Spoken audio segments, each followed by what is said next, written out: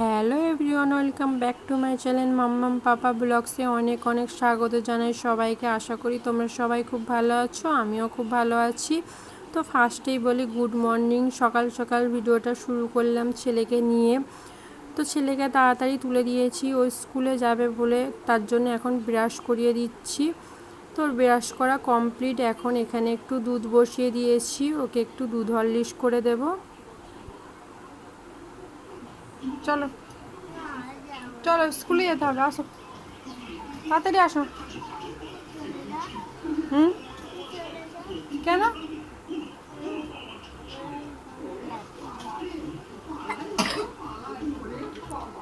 তো দুধ হরলিক্স করে দিয়েছি, ও এখন বসে বসে টিভি দেখছে, একা একা খেতে পারে না, ওকে একটু খাইয়ে দিতে হবে।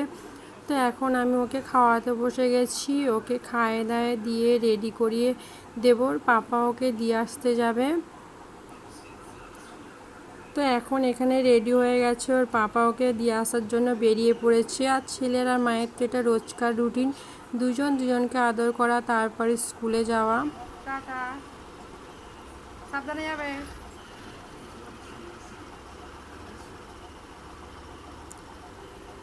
তো ছেলে বেরিয়ে গেল, আমি এখন ঘরে এসে বিছানাপত্র সব কিছু গুছিয়ে কমপ্লিট করে রাখলাম। তারপরে তার মধ্যে ওর বাবা চলে এসছে।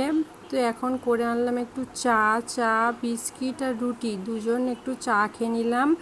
চাটা খেয়ে তো চলে এলাম একটু রান্নার দিকে।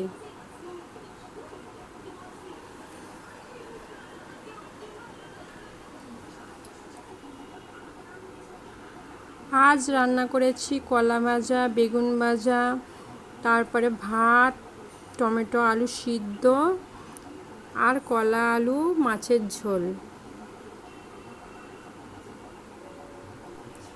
তারপরে ছেলেই চলে এলো স্কুল থেকে।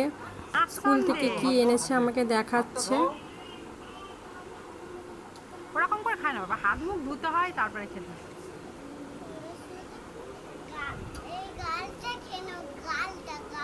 গাল খেয়ে নেবে? ও, মুখটা খেতে হয়, সব খেতে হয়, গলাটা।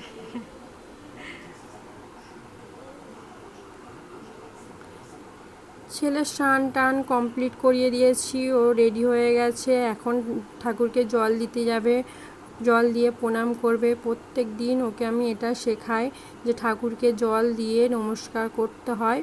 তো প্রতিদিনই ও এইটা করে।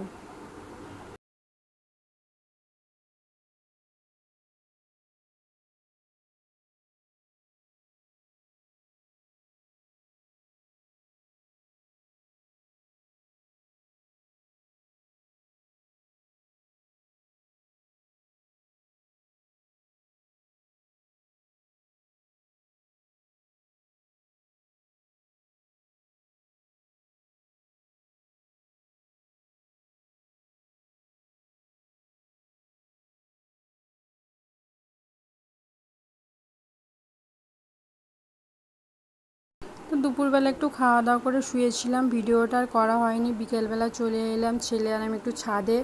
তো দেখো পরিবেশটা এত সুন্দর লাগছে, তো বলার কথা না।